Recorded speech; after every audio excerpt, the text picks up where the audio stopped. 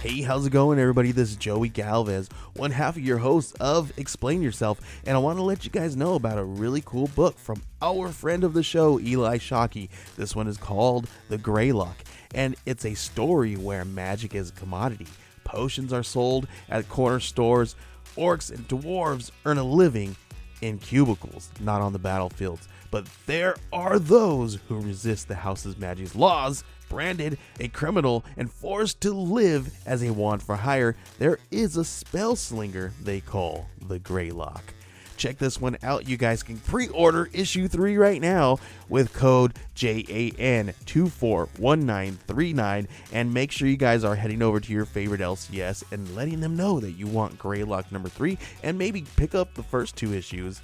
You could do that at the Scout web store. So make sure you guys are grabbing the Greylock number 3, JAN241939 at previewsworld.com.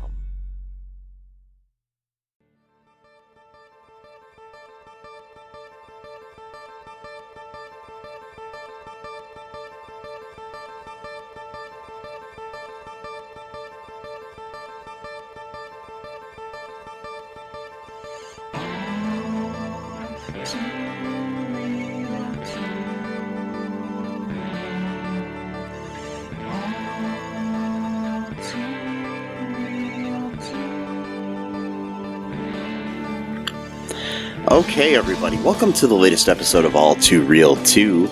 My name is Michael E. Cullen II, and with me, as always, via Zoom, is Sesame and Carta. Sesame and Carta. Yep. We're sticking with this, huh? We are. Okay. That's gonna be the name of my, sort of like Tame Impala type of rip-off band. It's gonna be called Sesame and Carta. Oh, okay. Yeah. When's your album come out? What's that? When's your album come out? Probably like 5-10 years from now. But because I also gotta work on the Gator Smoke album, so I got 2 projects now I gotta do. That's true. Well, Gator Smoke's probably gonna come out first, though. I'm gonna do Gator Smoke first because that one felt inspired. Or they could both come out at the same time, depending on what point in time you live and what multiverse you're in. And yeah, I guess. And if there's variants of me who are also doing the same thing. I mean, I don't know. There might be a variant of me that's like a lawyer and doesn't like to listen to music at all. In fact, just hates music. You know, could be like who knows? Could be like Jeff Bezos. Jeff Bezos says he doesn't understand music. He doesn't. Why? What's? He says he doesn't like music. He doesn't enjoy it. And he doesn't understand it. and it's not like, hey, I don't understand rap. I don't understand country. It's I don't understand all music. Well, yeah. He's like a robot, so that's probably why. Yeah. He's like, I don't like this. Does not compute my math brain. I must calculate numbers. He would memorize the call letters of local radio stations just so he could sound cool when he was talking to his friends. Yeah, that's definitely something that he would do. Like if that's true, it's like just totally something that he would think that other people thought is cool. Yeah. Even though it's not. Like I knew a guy like that in like junior high. Like he would he would think like he was like ahead of the curve. And everyone else was stupid, but everyone else would just be shooting him looks like. Yeah, but he would like memorize the number the call letters just so he could like join in on conversations when people are talking about music. Yeah. So he'd be like, "Yeah, I heard that on WWJ the other day, or whatever." So it's like really sad, actually. Yeah. But where did you hear this from? I was listening to a podcast about him the other day. So anyway, that's just really bizarre. Yeah. But like I could totally see how he's trying to approximate. There seems to be a theme of like people like that who like become billionaires, and it's like him and like also like Mark Zuckerberg, Facebook dude, where it's like every aspect of like what makes a human being just all goes to like one part of their brain, and that's all. So like they're just like they're not like a person. So it's like you got musical talent or musical, if you like music and art, whatever, all that stuff. It's like we got to go to this one part of the brain, and then just tells them just make as much money as possible for really no reason at all, just to do it for its own sake, and don't actually spend that money on anything that actually brings you joy in life, other than just making more money. And it's like that's why, like I have a theory that's the reason why you ever notice that like they never really have any facial expressions. It's just like a still face almost. So it's just like I wonder about that. You know what else I wonder about? I don't know. I'm just saying. What's that? The fact that the world has rejected Peter Parker. I don't like that. No. So, today on the show, we are covering Spider-Man: No Way Home. Spider-Man: No Way Home. Spider-Man, yes, Yes. Spider-Man. Peter Spider-Man. And that was his name, right? Yeah, probably. Yeah. So, anyways, in this movie, first off, I was going to ask you, Matt, what was your reaction to this film? It was, man, it was really deep. For like a superhero movie.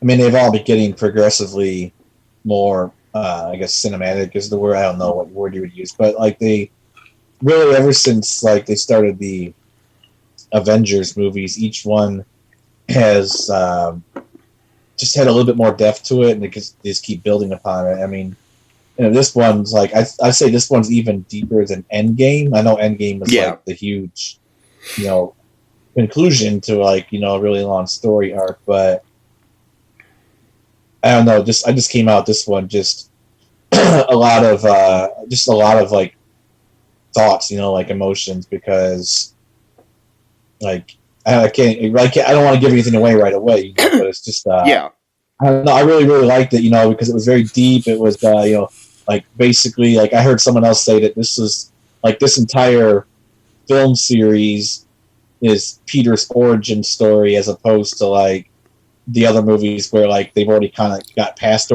origin story, and now we're seeing them. Yeah, it's funny because when they started, everybody was like, "Oh, they're skipping the origin story," but this is actually like this is the three movies now. He's finally sort of at the maturity level that like the Tobey Maguire ones and the Andrew Garfield Spider-Man movies were, because they were kind of like, I don't know, already like maybe 18, 19. I think Andrew Garfield, he was already like 20s at the time. No, they were actually all in high school when they started. Oh, okay. The actors weren't, but the yeah. Yeah, so anyways, my reaction to it is very similar. I think it's actually probably one of the best superhero films ever made. I'll probably say that until the next one comes out, and I'll be like blown away by that. But knowing the way my mind works. But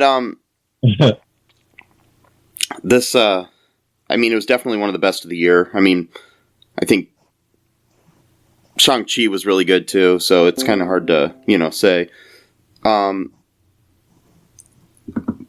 But this was definitely better than Shang-Chi, but Shang-Chi was an origin story, and it was kind of, Yeah, I mean, it's the first, yeah, of its probably trilogy or 4 movies or however many they decide to make, depending on how much money it's making. And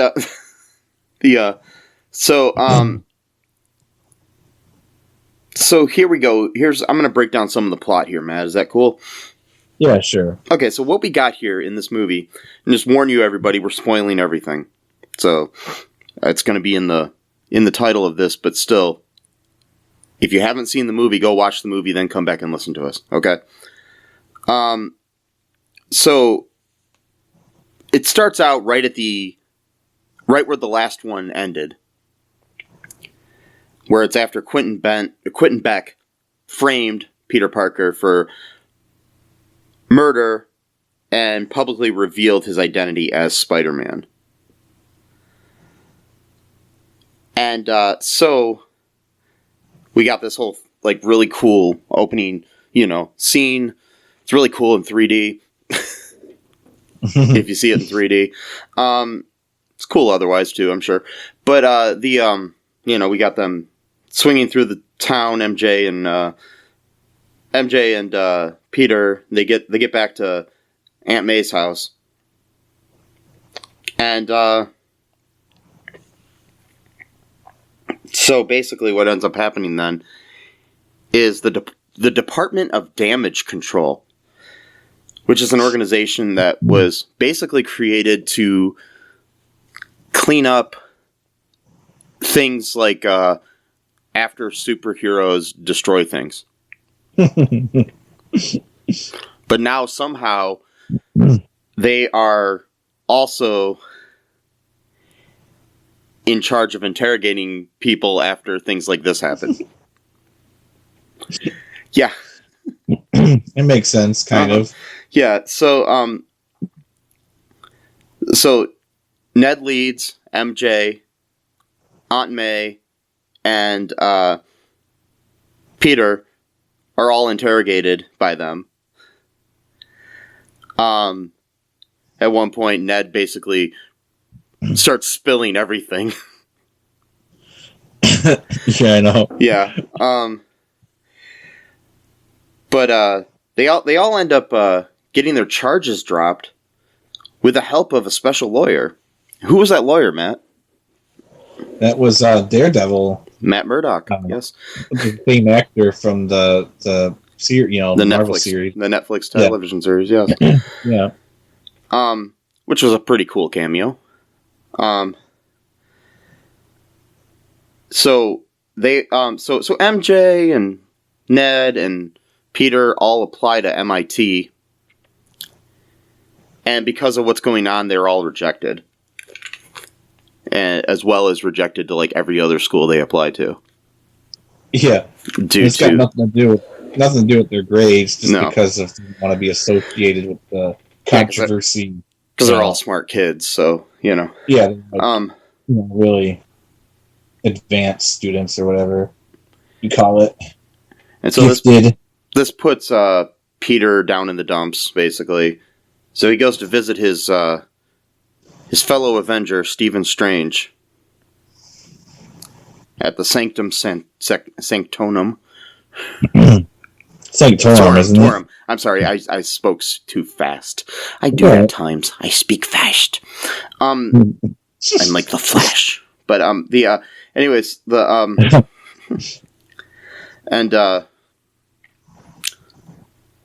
so he basically comes to him with his problem.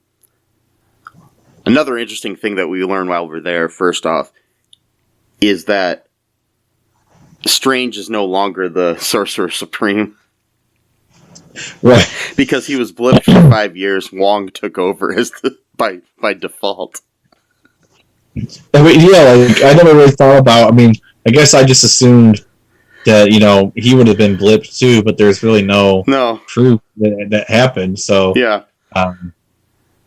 for 5 straight years, I mean, that's probably longer than however long Doctor Strange was actually. Probably, or at least close he was to only for like 2 years. Yeah. So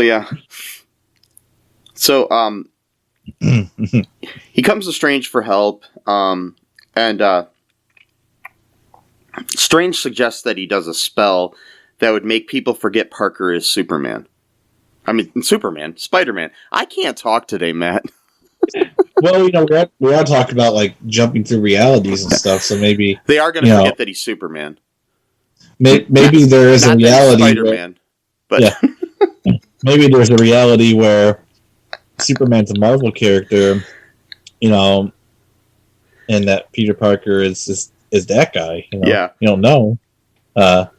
Well, at first he wanted to do like a time travel thing, didn't he? Or he asked him to do a time travel thing where he could go back in time where Quentin Beck would not let people know that Peter Parker is Superman or Spider-Man. Why do I keep saying Superman?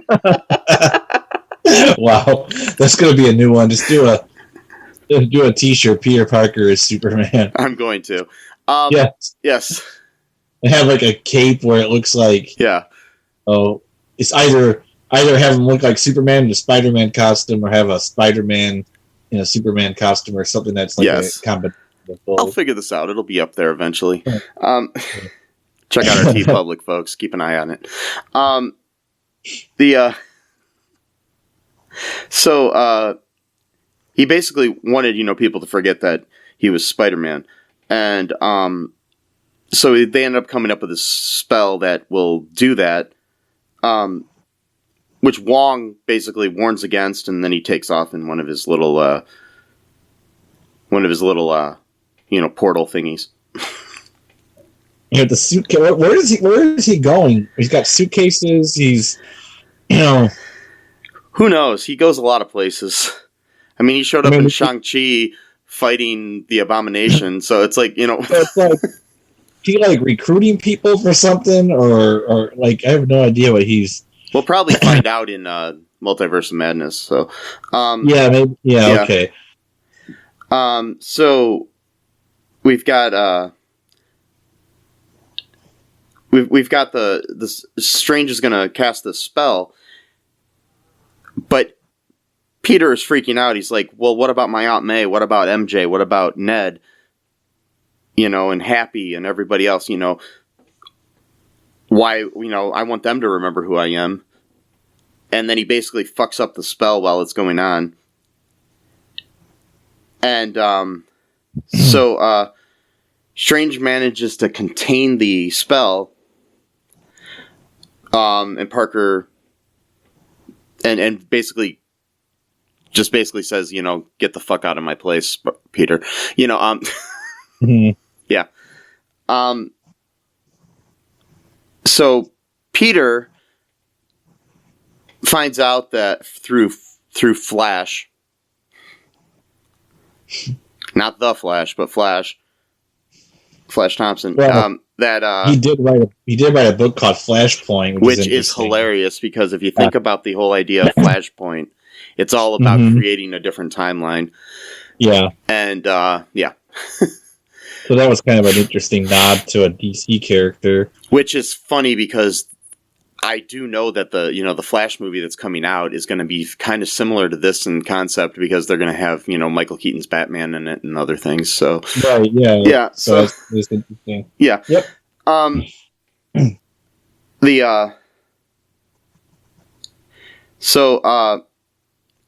He finds out through Flash about this woman who's the MIT administrator. He finds out that she's on her way to the airport, so he does this Spider-Man stuff and figures out where she is. She's on the highway.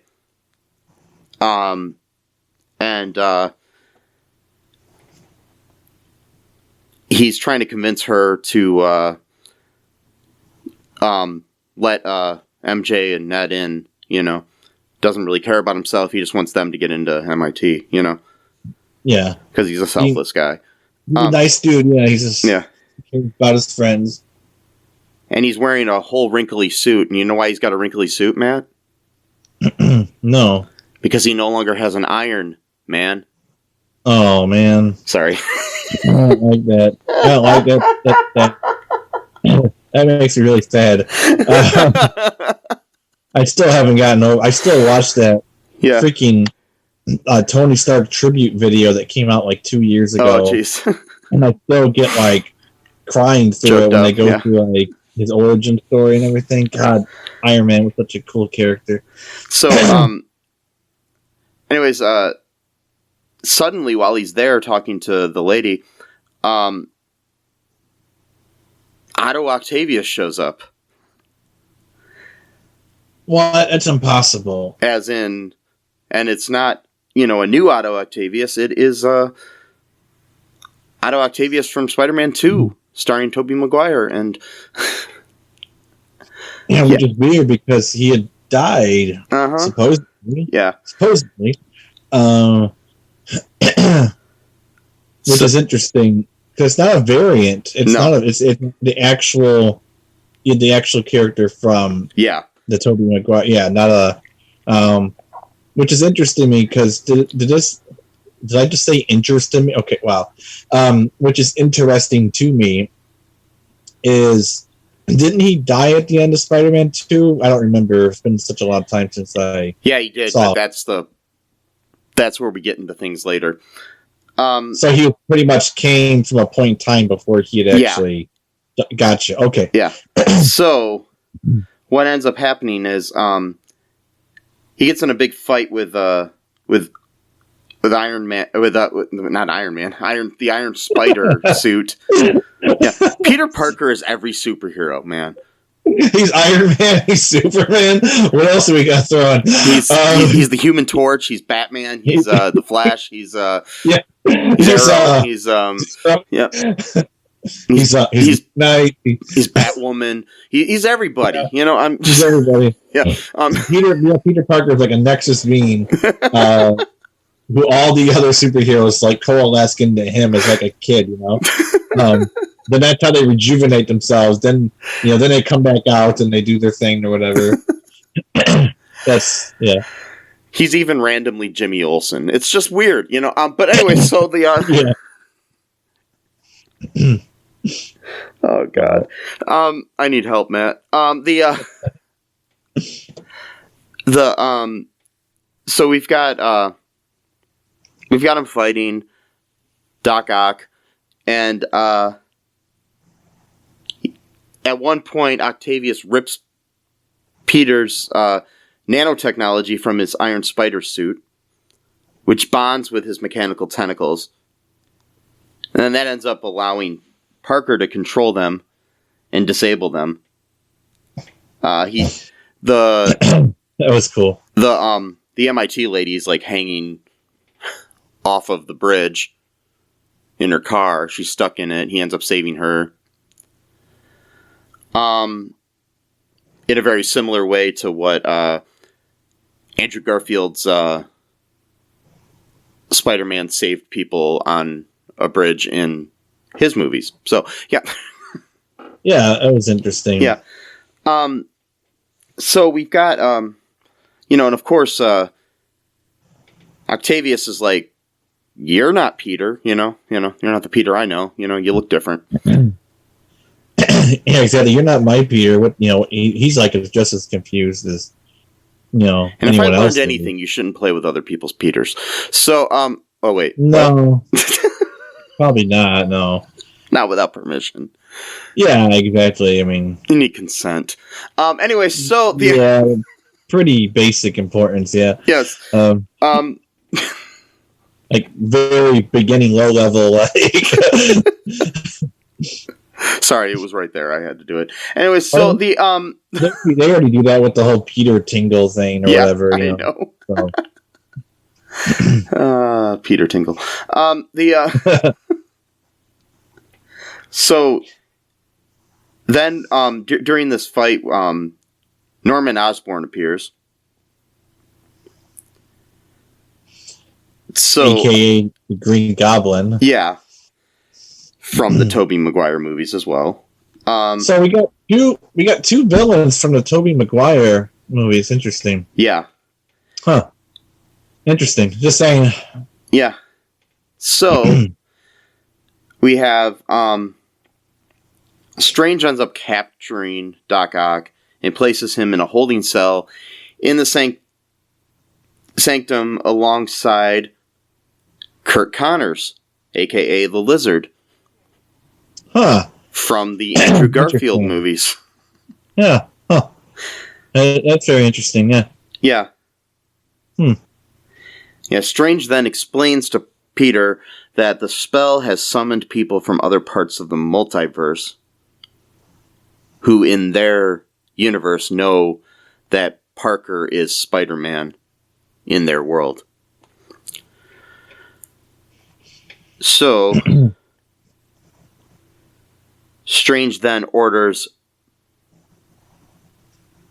Parker to get Ned and MJ to help him to find the, remaining people. They all come there, and, he wants them to Scooby-Doo this shit. MJ tells him to say please. Yes. It's another magical word. It's like, fine, please, Scooby-Doo this shit. Yes.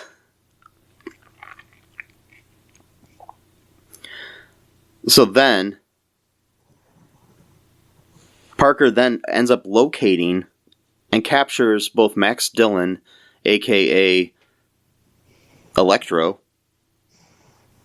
from the Garfield films. Mm-hmm. Not the Garfield movies like with Bill Murray or anything. I'm talking about the Andrew Garfield Spider-Man. Just making sure that was understood. Yeah. The fellow from the Social Network movie. Yeah. The Facebook movie. Yeah. We don't have Mark Zuckerberg as a villain though in this movie. So no, there's no like Zuckerberg beast or monster or robot or whatever. He's more of a. Him and Bezos are more of a Lex Luthor type of guy. Yeah, exactly. Or a Maxwell Lord sort of guy or something. So who's the other villain that shows up after Electro? So we've got Flint Marko, a.k.a. Sandman. Huh. So that's 3 villains from the Tobey Maguire Spider-Man movies. 1 for each of the 3 movies that came out. Huh. Interesting. Yeah. And 2 from the 2 Andrew Garfield movies that came out. Huh. That is very, very, intriguing. So we have 5 villains. We have 5 villains, but so far there's none of this Peter Parker, which is interesting. Yeah. I wonder if the 6th villain will show up or not. We'll see. There won't be, but yeah, I was gonna say I don't think there is, Matt. It's good. I would say I was. We'll talk about that later, I think, but I do think it's interesting that he didn't get his own villain. If that might be symbolic of something else. I also think it was weird that they had 5 villains as opposed to 6, so they could call them the Sinister Six. Is that a real thing? Yeah, the Sinister Six is a group of. It changes who the members are, but it's Spider-Man group of baddies. It's like the It's kind of like the mini Avengers of bad guys or something, you know what I mean? So, okay, yeah, that's cool. Yeah, maybe. And he usually has like Green Goblin and the Lizard and other people in it. So yeah, yep. So that is interesting. We got 5 villains from different universes show up, and he's got to contain them all now. Yeah. So, while this is happening, Norman Osborn has reclaimed control of himself from his split green Gerblin. Yeah, it's green Gerberlin. It's like a Gerber bat baby food. It's his Green Goblin personality.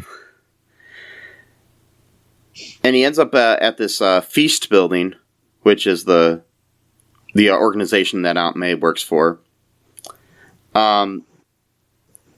There's also like a very interesting kind of callback to the Spider-Man movie where and in the comic books where, Spider-Man No More, where he wants to, leaves his suit in a garbage can. This, we have it by a dumpster. We have the Green Goblin mask being destroyed by a dumpster, which is very similar to that, Anyways, so Osborn ends up at this feast place, where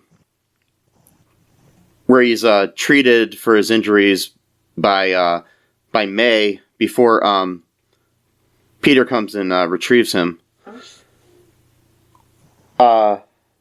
And basically, he ends up putting him in one of the cages, for lack of a better word. Well, that's what they are. Yeah. They're containment facilities, I guess. In Doctor Strange's laundry room, no less. Yes. Because, you got to think, just because they're magicians doesn't mean that they don't have to shower and wash their clothes and stuff like that. Yeah, at one point, although you would think, one point down there, they even find a goatee guard. Yeah, that's right. So he can make his goatee look great. Yeah. Which you think you would just use magic for, but whatever. Well, yeah, for cleaning themselves and food, you think that they'd be able to do magic with that, but yeah. Exactly. It's the limitations to it, so. So, before that, anyways, way before all this happened, we did have a situation where Peter and Aunt May are now staying at Happy Hogan's place because of better security. Oh, yeah, that's right. So, and things did jump like 6 months in advance, too, so, from the beginning of the movie. I forgot to mention that earlier, too, so I'm sorry. Wait, what? It's 6 months later? Yeah, it's pretty much, it's at least a few months later. I can't remember how much later. I think about 6 months. Basically what it is because they, they had like, they go back and start school again. Oh, so like yeah. So he didn't ask to do the spell until like 3 months after everyone. Okay, all right, okay. Yeah. I didn't know if it was like right afterwards. Okay. I don't know if it was 6 months. It was probably about 3 months later or something. I don't know, but it was a little time later. Okay. It's not really mentioned in the movie, but you can kind of tell by the way things play out. And plus we were in like the summertime before, and by the end of the movie we're at Christmas. Oh, okay. Yeah. Oh. So, we have all these guys in the containment units in the laundry room. And the laundry room where they also have, this other shit going on down there in the basement where an episode of The Equalizer was filmed there in the 80s. Yeah. It's just weird. It's like, okay. So,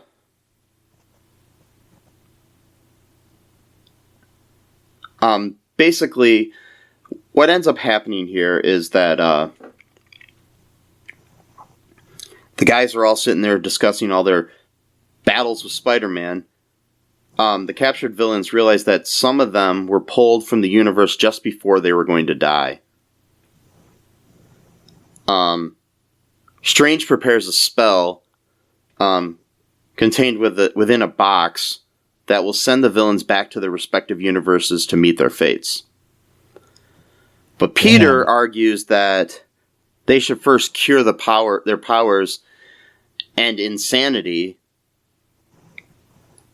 that some of them have, hoping that doing so would prevent their deaths upon their return. Because he doesn't want them all to die. Because he's, a good kid. Peter Parker ends up stealing the box spell after a brief fight in the mirror dimension. What? Yeah. Where he ends up trapping Strange for quite a while.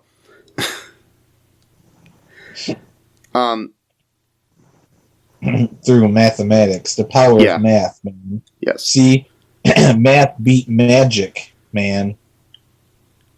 Magic Man. Magic Man. Magic Man. Bam, bam.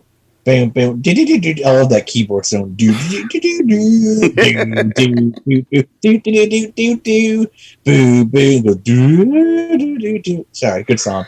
Good good album. Listen to it. Heart. What's the name? Dreamboat Annie by Heart. Check it out. It's a great album. You gotta make sure you listen to the whole album through. Don't skip any songs. Listen to all 38 minutes. Thank me later. You can stop now and then come back and listen to this podcast if you'd like. Yeah, sure. Or listen to it after the podcast. It'd probably be more. Yeah, you don't gotta do it right now. Anyway, so the we have a situation here now where Peter takes all of the dudes, all the bad dudes, the bad dudes, to Happy Hogan's apartment, where he ends up curing Octavius with some technology from Stark Industries. But while he's developing cures for Dylan and Osborn, the Goblin persona ends up taking control of Osborn. And the uncured villains betray Parker. And then Dylan, Marco, and Connors all escape. And while this happens, during this big fight, Osborn kills Aunt May. Yep, because he's a terrible person. Yes. That was sad. Mm-hmm. And right before she dies, she gives the famous line usually uttered by Uncle Ben. With great power Yeah. also comes great responsibility. Yes. And I bet you the anti-woke fans are going to be so pissed off about that. Oh, they gave it to a woman. See? You see? They're taking over films, man. I guarantee it. I'm not even joking. I bet you Ben Shapiro is going to mention something like that. Like they gave Uncle Ben's line to Aunt May. It's like, well, yeah, because Uncle Ben has been dead in this entire franchise. Like, I mean, yeah, I don't even know. Did they ever mention Uncle Ben? I don't know, actually. Yeah, so it'd be weird if like some random dude that shows up, like, "Hey, gay kid," was waiting about you. My thing is like, I don't know if she was ever married. She might not have been. Yeah, maybe there was no actual Uncle Ben in this timeline. Yeah. So she tried to give him the cure, and I guess it didn't work. For some reason, not sure why. And then maybe there is no cure. Well, no, there is, but I don't know. Maybe because they come from different universes. Maybe the chemicals. I think a lot of it had to do with. I think things got broken too and stuff, so it didn't end up happening. Yeah. So yeah. Yeah, he threw one of his famous green bombs, and I guess it, exploded and shot some glass into her or whatever type thing. Personally, when it comes to the later story, I wouldn't have cured him. I just would have maybe not let Peter kill him. Maybe let the other Peter just drown him or something. Yeah. At the very least. I mean, I know he's a good guy, but like, that's the thing is like sometimes, unfortunately, you have to be bad in order to defeat evil. I know it's uncomfortable thought that people don't want to face necessarily, but like... Yeah, but there's a difference between like the Punisher and Spider-Man. You know what I mean? Yeah, I guess. Yeah. I mean, then again, the Punisher gets shit done, but so you can make an argument about efficiency versus morality and all that stuff. But yeah, morality seems to kind of get... he just kills people and then lets God sort them out. And yeah. So, do you want to take a quick break here, Matt, and then we'll talk about the rest of the plot? Yeah. Okay, we'll be right back, folks.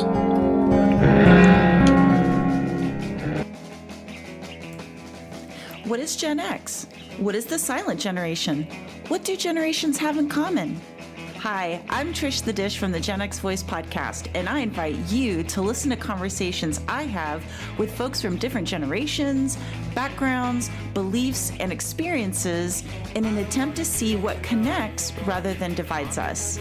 Even though Gen X has been called slackers, Karens, or not mentioned at all in some cases, we are the bridge generation, so I feel compelled to do my part to destroy ageism by bringing all these voices together. And, as a bonus, each guest gets to answer some 80s questions at the end of each show. So download and listen to Gen X Voice today on Apple, Spotify, Amazon, or wherever you listen to podcasts. And let's see how much we have in common after all. Hi, this is Catherine, host of a new fashion podcast, The Real Fashion School Dropout.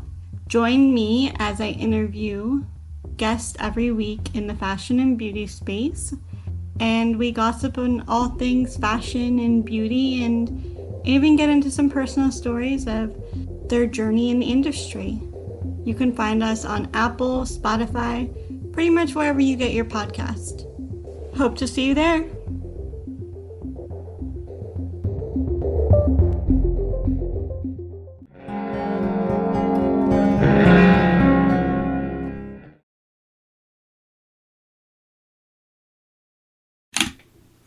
And we are back.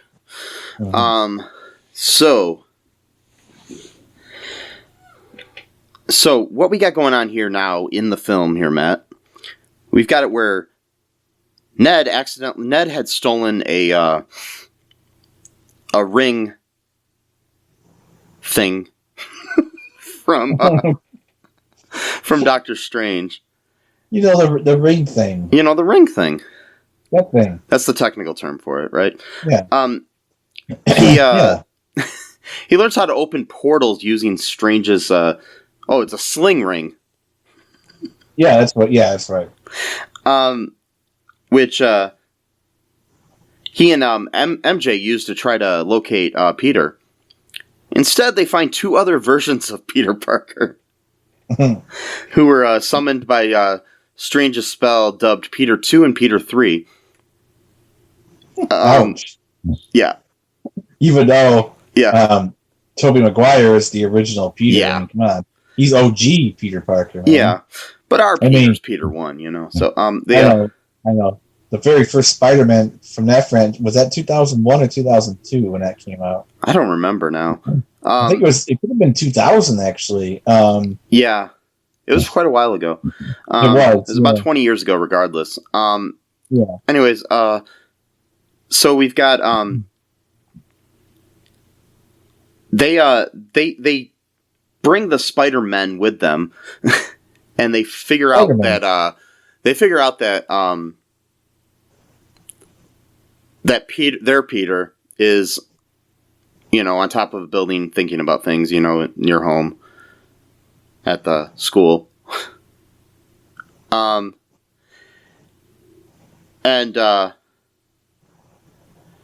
all the men share their own stories of losing loved ones, like Uncle Ben and Gwen Stacy, and encourage him to fight in May's honor for what happened to her. The Spider-Men develop cures for the remaining villains, and they lure Dylan, Marco, and Connors to the Statue of Liberty, which is under construction right now because they're adding a Captain America shield to the Statue of Liberty for some fucking reason. You know, because it's America. It's Captain America, you know. Yeah. I mean, we already got Rogers the musical, so we might as well. They're upset, which is weird, you know, they're obsessed with Captain America, you know, Rogers, even though Tony Stark was the one that actually caused everyone to come back to life, which is interesting. You don't see a Iron Man musical, but it could be because of the whole, you know, nature of patriotism. Like, he's Captain America, you know, yeah, exactly. Type of thing. Even though he actually isn't the one that brought everyone back, but okay. Yeah. You know, yeah. So, we've got it where, they're Peter 2 and our Peter cure Marco and Connors respectively, not respectfully. And so Dr. Rock still cured, so yeah. Doc Ock, he shows up and he helps all the Parkers cure Dylan, who ends up reconciling with Andrew Garfield's Peter. Then Octavius and Tobey Maguire's Peter reconnect.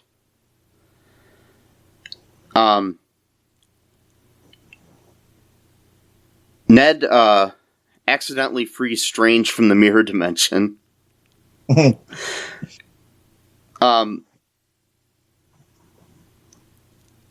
So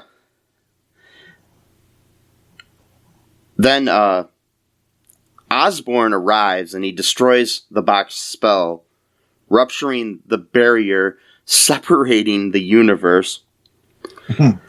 While Strange tries to maintain the barrier, an enraged Peter almost kills Osborn before Tobey Maguire's Peter convinces him to stand down.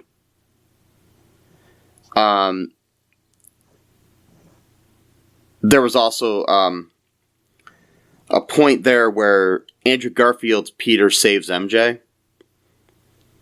Yeah. Which basically got to him because it was something that he wasn't able to do with Gwen. So, you know. Yeah, that was his little gift or whatever. Yeah. So it was kind of like almost like he was making up for the fact that he couldn't save Gwen. Yeah. So everyone else but our Peter got any kind of redeeming gift, you know, basically. Because OG Peter got to stop, you know, his murder, you know, the murderer from, you know, yeah, let the murderer go free and have a great life. Anyway, so he didn't allow, you know, Peter to finish him after he. Yeah, well, they cured him, and now he's a good dude. Yeah, and I'm just saying he didn't get anything out of it, like the other, you know, because the other two got like their like redeeming moment or whatever. You know, but it's not also redeeming. They're like whatever their word is. And the thing with Osborn though too, I know you would probably say, oh, I would just kill him. But the thing is, it's also like it's kind of the idea of rehabilitation or prison or you know, it's kind of like a metaphor for that in a way, or like the death penalty. You know what I mean? So it's kind of like, you know, if I do get that, but at the same time, I feel like all I'm getting at is we need prison reform. Anyway, so yeah, well, he should definitely be in prison somewhere for that. Yeah. Not just given a new chance at life to do whatever, you know, type of thing. Like, because, yeah. So, our heroes gotta be good, even to the bad people, and the bad people get to whatever. Yeah. So, sorry, that was yeah. You might heard like a bump or something. That was me just moving around really quick. Oh, you weren't killing anybody, were you? No, of course not. I mean, there's no one here. I mean, just making sure that you weren't like killing Norman Osborn or anything. Well, he's not a real person. I mean, are you sure? I thought maybe I don't know. I thought maybe you invited Willem Dafoe over and you were killing him. Well, but he's the actor who played. I mean, it's not like he is as far as I know, he's not the Green Goblin. Good. Maybe, but well, he definitely has the personality that he could be the Green Goblin if the Green Goblin was in fact an existing person in this world. But since he's not, he just has the characteristics that could, you know, become part of that persona, if that makes any sense. Yeah. If anything makes any sense, because now we live in a multiverse world where nothing makes sense, and then that somehow nothing makes sense. Does that make sense? No. And no, yes. I don't think so. Yeah, and yes at the same time. And yes, yeah.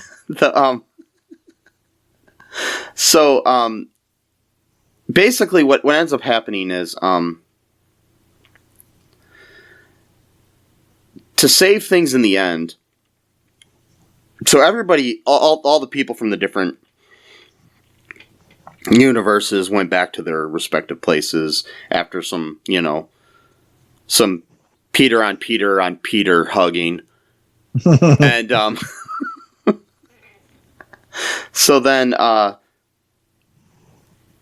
Peter has to say goodbye to MJ and Ned because he basically ends up deciding to do what he should have done in the first place.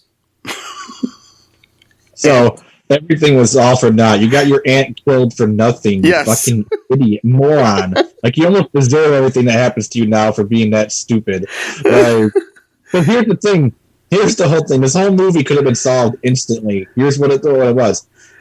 Before he asked if anything could be done, he'd be like, all right, here's the list of people I want to know who I am, and everyone else can forget about me. That right there. Write it down, piece of paper. Boom. Tell them, okay, before you start the spell, not during, not in the middle of it, before, okay, think of these five people at the most? I'm pretty sure Doctor Strange would be able to keep, 5 people in mind while he's doing his spell. Like, all right, everyone except for these 5 people. It's not like Peter is like, oh, well, I want my third cousin 5 times 1,000 removed, like, it's like a list of like 5 or 6 people. It's fine. Like, or maybe Nick Fury. So probably like 10 people that really need to know who he is. All the Avengers. Yeah, so pretty much like, and then like everyone else can be filled in after, because they're used to like weird shit happening. So like Nick Fury and them could like oh. See, the problem with it all is the fact that you have Stephen Strange and Peter Parker, who are both impulsive people for different reasons. Yeah, and neither one of them sat down really after they were at the fireplace talking at the beginning and thought, hey, let's draw out a plan here and figure out what we're going to do before we start casting spells. Exactly. Like Ron is like, hey, don't do that spell. And he's like, oh, it's fine. When has this ever hurt us before? It's like, on multiple occasions. I mean, yeah, you kind of fucked things up in the first place that messed up your own movie. So like, you should have learned that lesson, your own lesson right there from that movie. But instead you're like, oh no, I forgot it a few years later. Now I'm gonna, just because this kid is having a hard time with people knowing who he is. Again, he could have, I mean, that's my whole thing about this. So like Doctor Strange made everyone else forget about that party that they had except for himself. So he knew how to do a spell to include at least one person who wouldn't forget what happened. So what's 5 people? But Peter keeps adding names to the mix as he's doing the spell. So he's like gotta concentrate on adding Ned and MJ or whatever, and then that's what makes him just abandon the spell and just put it into that box in the first place. So yeah, should have brought that down. That's plan A. Plan B, if it didn't work out, fine. So but I didn't understand this. So my whole thing was, all right, everyone needs to forget I'm Spider-Man. And then, but, we'll find each other again like we did the first time or whatever. Okay. This is a really simple way to do that.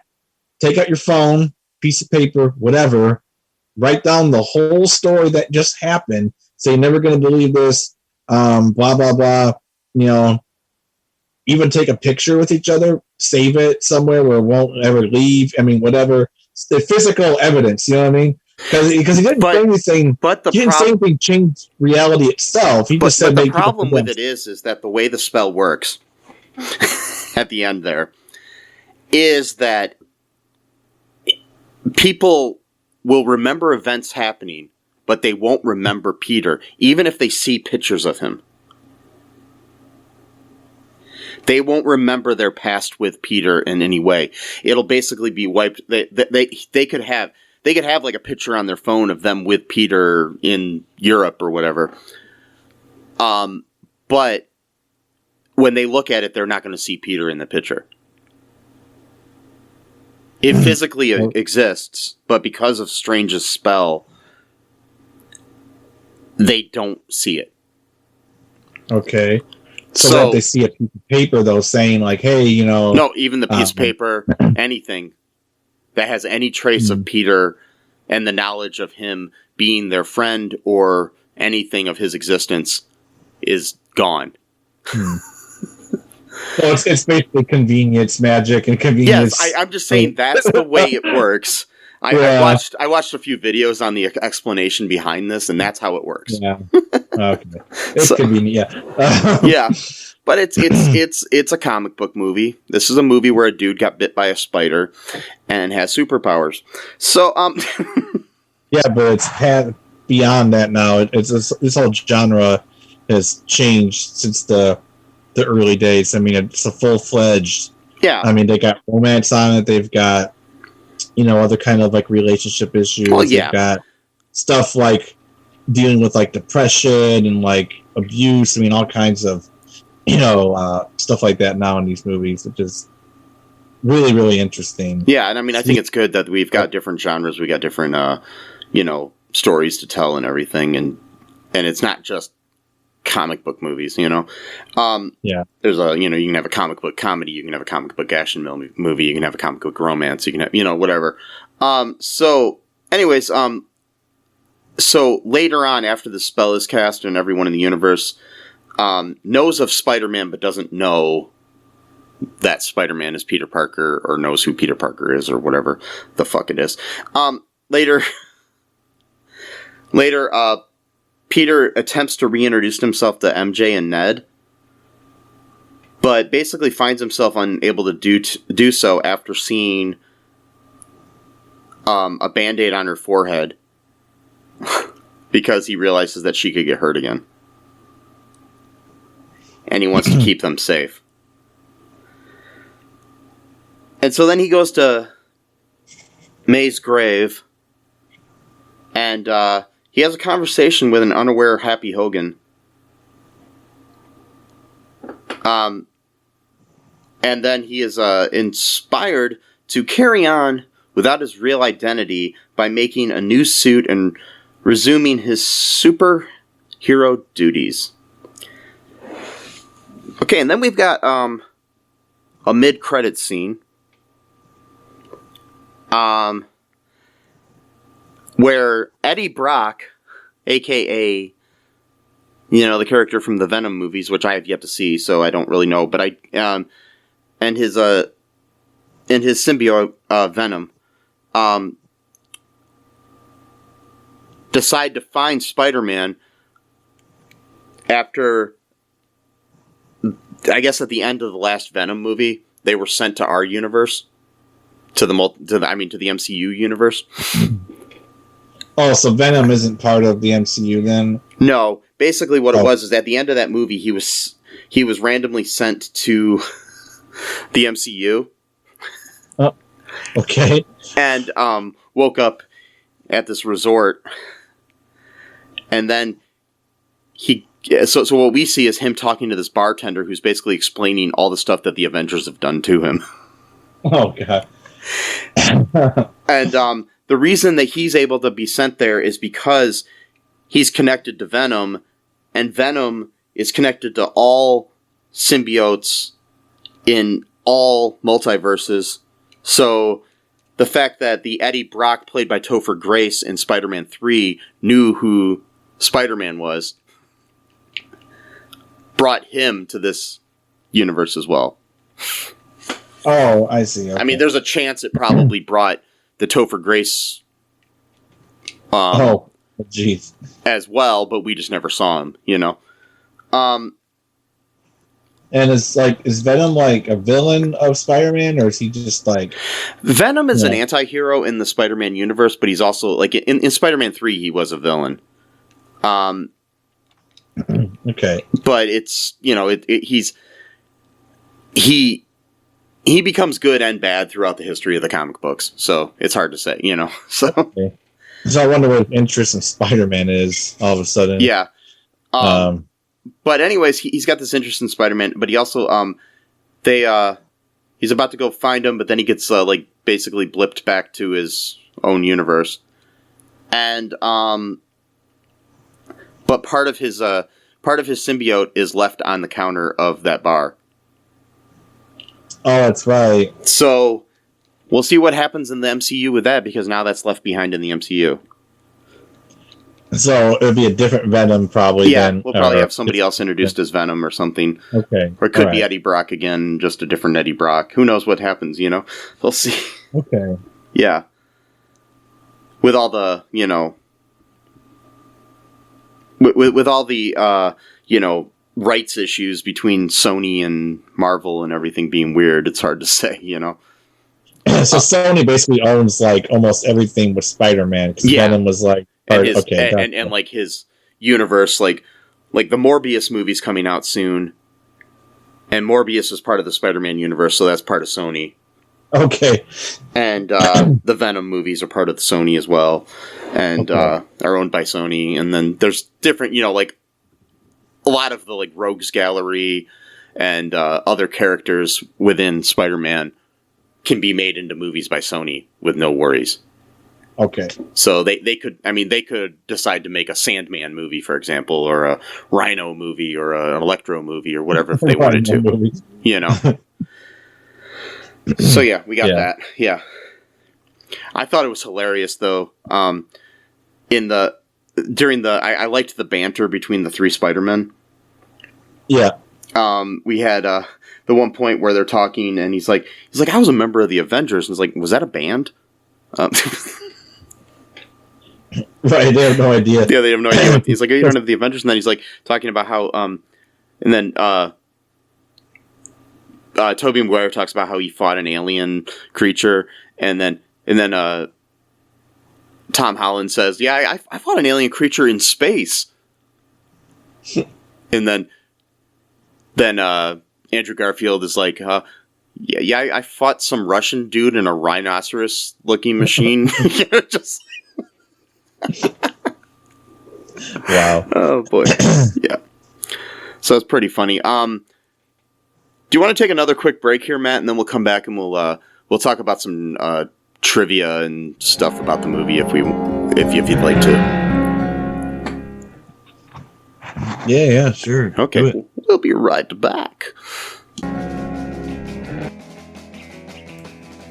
What is Gen X? What is the silent generation? What do generations have in common? Hi, I'm Trish the Dish from the Gen X Voice podcast, and I invite you to listen to conversations I have with folks from different generations, backgrounds, beliefs, and experiences in an attempt to see what connects rather than divides us. Even though Gen X has been called slackers, Karens, or not mentioned at all in some cases, we are the bridge generation, so I feel compelled to do my part to destroy ageism by bringing all these voices together. And, as a bonus, each guest gets to answer some 80s questions at the end of each show. So download and listen to Gen X Voice today on Apple, Spotify, Amazon, or wherever you listen to podcasts. And let's see how much we have in common after all.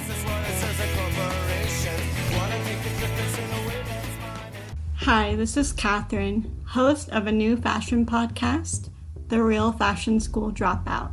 Join me as I interview guests every week in the fashion and beauty space, and we gossip on all things fashion and beauty, and even get into some personal stories of their journey in the industry. You can find us on Apple, Spotify, pretty much wherever you get your podcast. Hope to see you there. And we are back. Okay, so here's some quick trivia here, Matt, about this movie before we wrap things up here. So, Benedict Cumberbatch has admitted to not reading the full script, wanting to surprise himself with the final product. Nice. Willem Dafoe would only reprise his role as the Green Goblin on the condition that he still be allowed to perform the majority of his own stunts like he did in 2002 Spider-Man movie. Wow. So, yeah. That's almost 20 years later, man. Yeah. Yeah, and he's like in his 60s, so... Like, yeah, you're not a spring chicken anymore, man. Jamie Foxx and Willem Dafoe were very excited to play their respective villains again. Foxx, in particular, was pleased that he wasn't going to be blue this time. Alfred Molina, meanwhile, joked that he was only in it for the paycheck before confirming that he liked the story a lot before signing on. He was joking, so, yeah. For his appearance in the film, Alfred Molina was digitally de-aged to make him appear as he had in Spider-Man 2. And his mechanical tentacles were created through CGI rather than through puppetry, like in the first film. When Strange smacks Peter's astral form out of his body, you see that Peter's head has transparent versions of the classic wavy spider sense lines that appear in the comic books. Sam Raimi was very happy to see Doc Octopus in the film's first trailer, praising that the character's appearance and tentacle animation, while also expressing excitement to see the full film. The film marks and Sam Raimi, by the way, is directing Doctor Strange in the Multiverse of Madness. So, nice. So, this film marks the first MCU trilogy to be directed by the same director. John Watts directed all of the films in this franchise. Like the original Spider-Man movie, Willem Dafoe once again wore prosthetic teeth as Norman Osborn, as his real teeth were shown for the Green Goblin persona. So, yeah. Willem Dafoe went to the premiere for this wearing a green face mask.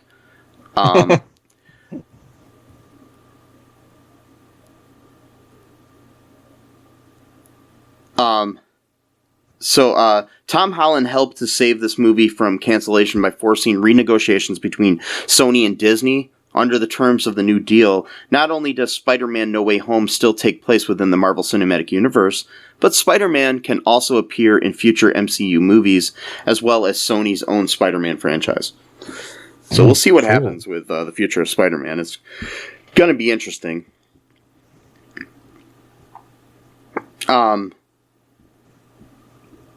This is the 10th time that Jon Favreau has appeared in an MCU film. Oh wow. Yeah. The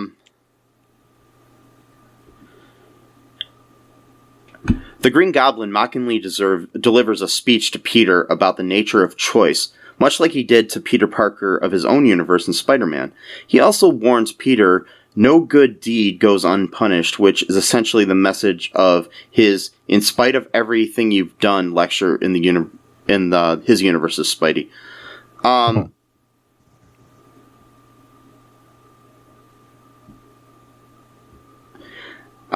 Holland filmed the movie Uncharted before this movie. However, this movie was released first. So yeah, there's a lot of other trivia here that we could go through.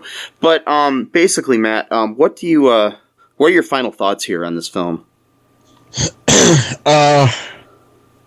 It's a very dark MCU film. It's very, at least from just watching it the first time, it's like, I don't know how to describe it. It's very deep. It's not like let's say the first Avengers film, like where like there's some humor in this movie, but like you could even argue that maybe there's even more banter in this movie than there are other ones, but there's still like almost like a dark cloud hanging over the whole, because you know what's at stake. I mean, like, you got the multiverse cracking open, and Doctor Strange is just like frantically trying to keep it closed, and then you got Peter having to make this terrible decision to just go ahead with the original idea even after losing everything, which could have just done that in the beginning, or just let people know who he is for like a couple of years until they just get used to it.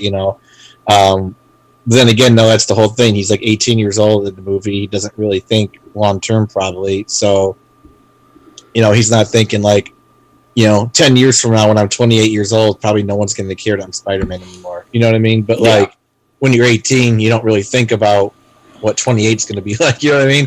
Like, and so pretty much we're seeing like an actual movie of like a child, coming to grips with being a superhero, as opposed to like Iron Man, who was probably in his mid 30s at the time when he finally started the hero gig. The same thing with Doctor Strange. She was probably like around the same age. So it's like people who have already have lived lives, plus they had a lot of resources to begin with and things like that. Doctor Strange was a very prominent surgeon, probably very rich. Tony Stark, obviously, insanely wealthy because of his father built his empire and he continued it. So with Spider-Man, with Peter, you just got a kid, who lives with his aunt, like a pretty much just decent sized apartment, but nothing really, fantastic. Fantastic Four is coming out soon, by the way. Anyway, directed by the same director as this film. Oh, so. But yeah, I would just I would say if you're going to see this movie, really pay attention to it, because it's not even for a superhero film, it's not something that you could just sort of. I really hope nobody's still listening to this that hasn't seen the movie. So, well, whatever. I just mean, yeah. like to think of it as a serious movie that happens to also be that's what I'm trying to say. This felt like a movie. This felt like a drama disguised as a superhero movie. That's what it felt like. Well, I mean, it basically was. Feel like a super. Yeah. I will say, I mean, my main takeaway with this is that I think it was a good. It was a good ending for Tobey and Andrew Garfield's Spider-Man characters as well. You know. Because I think both those movie franchises didn't really end on a good note. No, they really did. I mean, Spider-Man 3 with Tobey was kind of not that great. Andrew didn't get a third. So technically, Andrew now has a third Spider-Man movie. Yeah. And I will tell you this. I think this and seeing Tick, Tick, Boom recently has solidified my love for Andrew Garfield. Mm-hmm. I think I have a little bit of a man crush on this guy. He is such a good actor. Marush? Yeah, I'm Marush. Yeah, he's so good. And in this movie specifically too, he's basically bringing forward a lot of emotion that I think helps the interaction between the three Spider-Men. It's interesting. I mean, and I don't know. It's just so cool. And if you haven't seen Tick, Tick, Boom, watch it. Quite possibly the best film of the year. Just saying. Yeah. If you're listening to this, right when you're done, go watch Tick, Tick, Boom. It's on Netflix. You know, you can watch it there. But anyways, I don't know. That's my final thoughts on this. I really am interested to see where they're going to take Spider-Man after this too, and see where we land and everything. It'll be interesting to see where we see him again. Because who knows? Maybe he'll eventually, start from scratch. And to really think about it too, I mean, it might not. I know it seems like a downer, really, because he's just by himself now. He's got pretty much no friends or family, and he's like only like 18 years old. So it's like that really does seem like a bummer. Well, it doesn't seem like it is a bummer. And he pretty much lives in like the same type of shitty apartment that Tobey Maguire's character did in OG Spider-Man, from early 2000s. So maybe like it'll take a few months, or even if he decides to ever just, because I don't know if he's gonna keep to that prom. I mean, he's like you said, he's pretty impulsive, so he makes decisions on the fly. So who knows if he'll change his mind within 6 months? Or I think eventually MJ and Ned will be part of his life again. Right. Can you think about it too? I mean, I know again. See, a lot of this, I think, is the perspective of age. So like, they've only known each other for probably 2 years, and I know like as you get older, 2 years really means nothing. Like for example, the pandemic's been around for 2 years almost at this. Well, yeah, it has been, and that doesn't really seem that long of a time. But when you're 16 to 18 years old, 2 years does feel like a long time. Which again, I think kind of plays into the impulsivity of his actions, where it's like, dude, like it doesn't matter. Like in 5, like people's attention spans are so short these days. I bet you within a year, people would, maybe not even a year, maybe 6 months, people would just not even be interested anymore about the fact that he's Spider-Man. Like, they would have moved on to like something else, maybe a year tops, and then there would be some new threat or whatever, But when you're like that age, you're not really, thinking of in those terms. You're not even thinking of like 2-3 years ahead of you, let alone 5 or 10. And you think, okay, well, I'm still in my 20s. I've got my whole life ahead of me. Who cares? Everyone's pretty much just, they've been unfazed by the fact that they know I'm Spider-Man. But like, so it's like if they've only known each other, roundabout ways, what I'm saying is they've only had 2 years of friendship to lose versus like they can have a whole lifetime of friendship they gain afterwards. Yeah, so that and hopefully they do. Yeah. I mean, it'd be nice to see. Yeah, I just can't wait to see where they go with this. If they bring Miles Morales in eventually, or different things, we'll see what happens. Be really sweet. Yeah. I mean, it was kind of interesting where Jamie Foxx said to Andrew Garfield's Spider-Man at one point when he took the mask off, he's like, when he found out who he was originally, he's like, yeah, I was, you're from Queens and everything. I was hoping you were a black guy. The guy thought you to be black. Yeah, he's basically saying because he, cares about the underclass and the poor, because he, thought he's like, one of his own people or whatever. Which is interesting about that though. Electro was. Because I thought in the Andrew Garfield movies, he didn't actually know Peter Parker was Spider-Man. That's what I'm trying to figure out. I don't understand where that came from, but we'll see what happens. I mean, is he a variant? Like, is he not even from... Because that's the thing is because he looks different. He doesn't have the comb over, and he doesn't look like a dork. Right, he's not blue, which is... Oh my god, what a terrible graphics that were. I mean, I love the fact... I love his yellow lightning in this. I'm like, okay, that's how he should have looked the whole time. Like, Anyways, so yeah, I think we should just wrap things up here, Matt. I think if anybody has any thoughts about this, please let us know. Send me a message at mike@cullenpark.com. Also, go to our Facebook page. You can check all of our links are at all2real2.com. Let us know what you thought about the movie because it'd be really interesting to see what other people thought of it, and what you think the future of the Marvel Cinematic Universe is going to be, or the Spider-Man universe as well. Check out our TeePublic, check out our Patreon. Give us a 5-star review on Apple Podcast or wherever you can. Wear a spider mask. Get your shots. Wear a spider condom.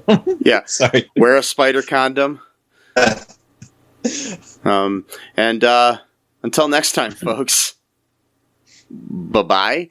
Thanks for listening to All Too Real 2 podcast, a Cullen Park production. Produced and edited by Michael E. Cullen II. Music by Matthew Hawes. Subscribe and share the show. Visit us at cullenpark.com.